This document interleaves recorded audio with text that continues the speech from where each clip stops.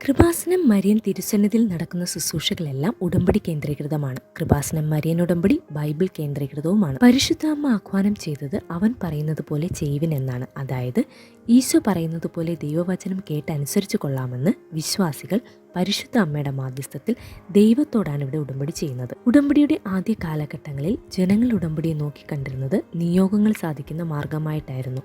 എന്നാൽ ഇന്ന് ലക്ഷക്കണക്കിന് ജനങ്ങൾ ഉടമ്പടി പുതുക്കി ഉടമ്പടിയിൽ തന്നെ ജീവിച്ചുകൊണ്ട് നിയോഗങ്ങളെ മാർഗങ്ങളാക്കി നിത്യത ലക്ഷ്യം വെച്ച് മുന്നേറിക്കൊണ്ടിരിക്കുകയാണ്.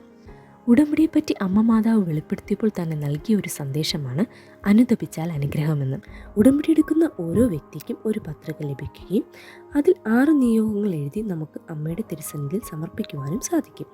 ഇവിടെ ശ്രദ്ധിക്കേണ്ടത്, നിയോഗങ്ങളെല്ലാം രേഖപ്പെടുത്തുമ്പോൾ നിങ്ങളുടെ കഴിവ് കൊണ്ട് സാധ്യമല്ലാത്തതും ഇനി ദൈവത്തിന് മാത്രമേ എന്തെങ്കിലും ചെയ്യാൻ കഴിയൂ എന്ന് പൂർണ്ണ വിശ്വാസമുള്ളതുമാകും. എങ്കിൽ മാത്രമേ ദൈവത്തിൻ്റെ കൃപ എന്തെന്ന് ഓരോരുത്തർക്കും തിരിച്ചറിയാൻ സാധിക്കുകയുള്ളൂ.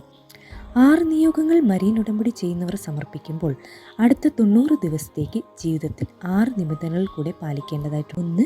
പാപങ്ങൾ വെറുത്തുപേക്ഷിക്കുകയും മദ്യപാനം, ലഹരി വസ്തുക്കൾ പോലുള്ളവയുടെ ഉപയോഗം പൂർണ്ണമായി ഒഴിവാക്കുകയും ചെയ്യണം.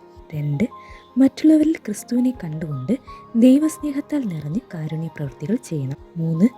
ദിവസേന അരമണിക്കൂർ ബൈബിൾ വായിക്കുകയും തിരുവചനം പ്രാർത്ഥിച്ച് ധ്യാനിക്കുകയും വേണം. 4. മാതാവിൻ്റെ ദിവസങ്ങളായ ബുധൻ അല്ലെങ്കിൽ ശനി ഇവയിൽ ഏതെങ്കിലും ഒരു ദിവസം ഒരു നേരം ഉപവാസമെടുത്ത് പ്രാർത്ഥിക്കും. 5.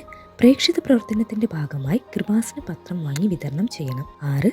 വേദനിപ്പിച്ചവരോട് ക്ഷമിച്ചുകൊണ്ട് അവരുമായി സഹകരിക്കുകയും തിന്മയും പരദൂഷണവും സംസാരിക്കുന്നതിൽ നിന്ന് നാവിനെ പൂർണ്ണമായി നിയന്ത്രിക്കുകയും ചെയ്യണം. ഈ 6 നിബന്ധനകൾ പാലിക്കുമ്പോൾ ദൈവസ്നേഹം നമ്മളിൽ പൂർണ്ണമാകുകയും ദൈവം നമ്മളിൽ വസിക്കുകയും ദൈവത്തിൻ്റെ വാഗ്ദാന പ്രകാരമുള്ള നിത്യത ലഭിക്കുകയും ചെയ്യുന്നു എന്നുള്ളതാണ് കൃപാസനത്തിലെ ഉടമ്പടി ലക്ഷ്യം.